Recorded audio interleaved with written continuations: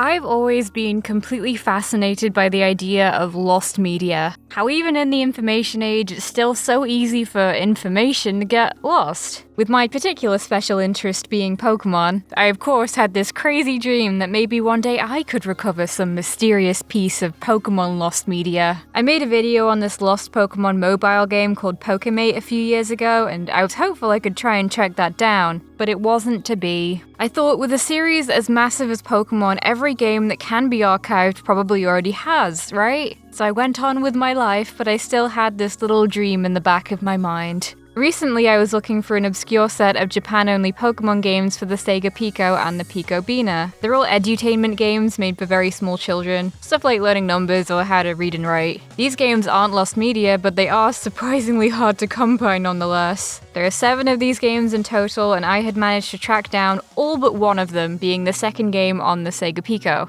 I spent hours looking for this and became very frustrated. I knew I could get one fairly cheap, but it's just so obscure that it's not posted very often. I just happened to get unlucky because I swear there was not one single active listing anywhere for it. I began to grow desperate. I started looking elsewhere. I thought maybe if someone had posted a picture of it somewhere, then I could send a message begging to buy it from them. And that's where I found this Reddit post. I don't know if they'd want to be in the video, so I'm gonna keep their username private just in case. They were another collector of rare and obscure Pokemon games. This post was about the Bina games, but there was something at the bottom of the post that caught my eye. I plan on getting the 3 games for the original Sega Pico, as well as the only game for the Coco Pad. The Coco what now? So here's some trivia. Another edutainment console I'd never heard of. The Coco Pad. Basically just the Japanese version of Leapfrog. You have these cartridges that you put into the console, and then there's a book that's interactive and you just bash it with a stylus. These have been around for a long time, first coming out in 1999. I never used one when I was little though. My parents got me the vastly superior Bob the Builder learning computer. Only the finest education for me. So I Google Coco Pad Pokemon, and up comes a single out-of-stock page which has a picture of the game. It's from Gen 3, and the title translates to Pokemon Super Drill. Let's learn the numbers 1 to 20. Riveting stuff, I know. In all my time looking at obscure Pokemon games, I had never seen this before. There's no Wikipedia page on it, there's absolutely no documentation of the actual game itself anywhere. It's not even on the Lost Media wiki. That's how lost it is. I couldn't believe it. I sent a message to this Reddit user, and to my surprise they responded really quickly, and they confirmed my suspicions that yes, this is indeed a lost game. This is my chance! I tried to do a bit more digging. Over the past 10 years, you could probably count on one hand how many times this game has been listed. It's just completely off anyone's radar. With it being an edutainment game, I'd imagine they'd be much more likely to be damaged and thrown out than your regular games. So who knows how many copies still exist. So I braced myself for a long search. This could take years, but I'm prepared for it. I googled Coco Pad Pokemon again, and I found a Facebook page. I scrolled down, and oh my god, there it is. I have found it already. At the time I found this, it had been posted only a week earlier. I was so scared that it had already been snapped up in that time, but I tried to reason with myself. This post had no comments, only 4 likes, which was way below average for this page. It's for some random edutainment console that no one owns, and it's only been a week. I figured the chances that this had been sold already were probably quite low, so I messaged the admin of the page asking about the game. The few hours I was waiting for a response were agonizing, but then I got a response. And the game hadn't been bought yet. It was mine! So, where is it? The shop was called Forgotten Worlds in Stewarton, Scotland. I absolutely did not trust Royal Mail with this precious cargo, so I knew I was gonna have to go and collect it myself. We're going to Scotland, boys. In my travel bag, we've got the bare essentials. My phone, my Spiel plush, and of course, my Vessies. Hey look, we can't go on a long journey like this without a decent pair of kicks. And today's sponsor Vessi has provided us with some quality footwear. Something you have to consider when going anywhere in the UK is rainwear. The UK is just constantly kinda soggy, and that means that when you go out for a walk, you're soggy. But with Vessies, that is a thing of the past. Vessi's own patented Dymatex technology is 100% waterproof, so now you can splash splash around in those puddles with no consequences. I was very kindly provided with the women's boardwalk slip-on shoes in this cool limited rhubarb color. It has these little splashes on the side, very aesthetic. Legit the coolest shoes I have by quite a wide margin. They're lightweight, breathable, and are ready to go whatever the weather. They also don't have laces. I don't like laces. You can check out the boardwalks and loads of other Vessi styles at vessi.com/CandyEvie, and you can also use code CandyEvie for 15% off your order. Thanks so much again to Vessi for sponsoring this video. So I prepared myself to do around 10 hours of traveling in one day. It'll be worth it for the lost media.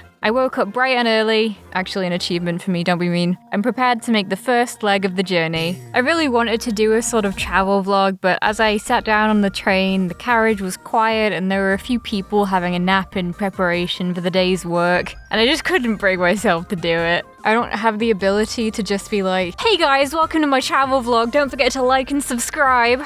Not American, I'm sorry. But you can still subscribe, that is acceptable. I got to this random town in Scotland and I was not expecting what I saw. The serenity, the beauty. Ahead of me were only gorgeous hills and good times. And oh look, there's the retro game shop. I can't get over just how quiet it is. It's amazing. Still cannot get over how wild it is that this extremely rare game is just setting up in this little Scottish village. It's crazy. Here it is, we're approaching the venue. Time to find some lost media. I don't know what I was expecting, but hey, random town in Scotland had the goods. I've been to a few retro game shops in my time, but this was easily the coolest one I've been to. There was so much cool, obscure Pokemon stuff just lying around, and it took a lot of restraint to not buy more than I did. They had tons of old Pokemon cartridges, and I got a couple that I didn't have yet. They had a load of bins filled with just everything, each one with more and more random stuff. I was in heaven. I probably spent a good hour just digging through all of them. It was like a weird, nerdy lucky dip. And one of them just lying there was one of the super rare Sega Pico games, which I probably would have bought if I didn't already have a copy. If anyone else wants it, I left it there for you. I don't really know why, but I got some Pokemon Smile toothbrushes. Then I discovered the best bin of all, the plushie bin, which again took a lot of restraint to not purchase more. I ended up getting this Torchic Pokédoll, a Sitting Cuties Blossom, and I was particularly excited to find this Victini Kutari plush. Kutari plushies are a line they did a few years ago. They're just really soft beanbag plushies that have two versions for awake and asleep. Actually quite rare now. It'd be a dream collection to have complete. So Victini makes number 4 for my collection. But arguably the most special thing that I found in this shop was this Lugia figure that is beyond description. I looked at him, and he looked at me, and I knew he had to come home with me. But the purpose of this journey, the lost Pokemon game, was now in my possession. It was a nice little adventure going to get the game, but it's honestly pretty wild that of all places this would turn up in Scotland. They told me that they got it in a lot, which makes sense because I couldn't find any recent listings of it. But now that I had my precious cargo safe and sound, all that was left now was to play the game. Oh, I don't have the console. So this is for the Coco Pad. I was preparing myself to have to import one from Japan, shedding tears at the postage fees. But it turns out that this thing is virtually identical to the Leapfrog Leap Pad, so I could just get one of those and it should work. See, Leapfrog doesn't region lock their consoles, Nintendo has no excuse.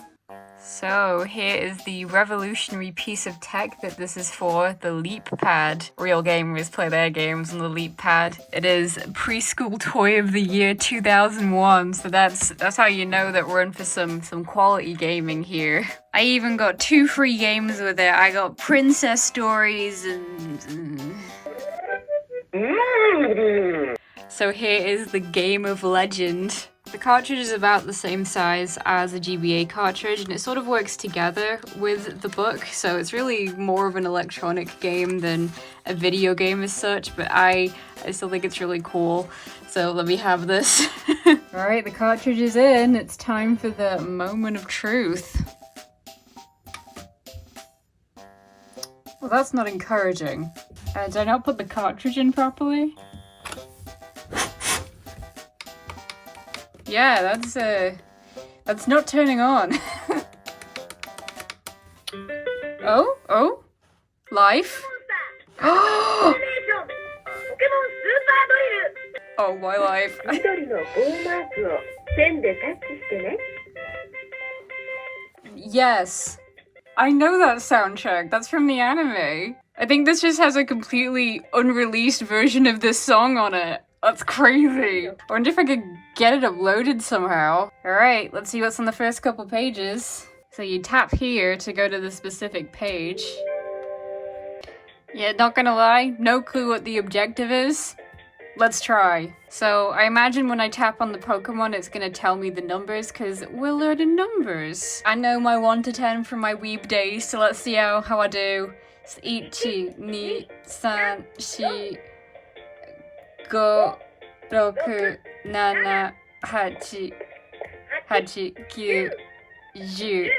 Hey, still got it. So I assume the rest is just gonna be the names of the Pokemon in Japanese. Yeah, that makes sense. It's on page number 4. I don't know all of the Japanese Pokemon names, but I think this one's Kyogre. See, I know my stuff. Next page.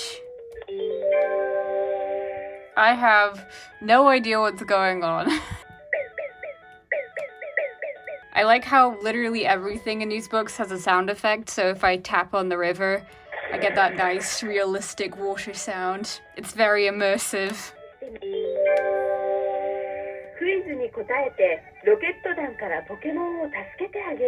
So what I gather is that the Pokemon need our help from Team Rocket. I do not know how to help them. Maybe someone else will help him.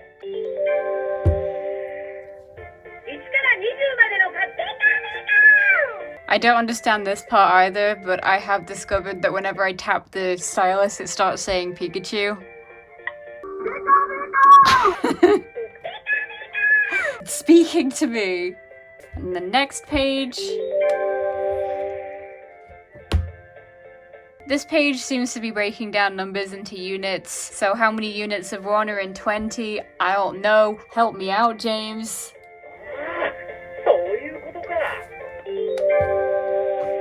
Alright, this is the last page, and I still have no idea what's going on, so I'm going to cheat.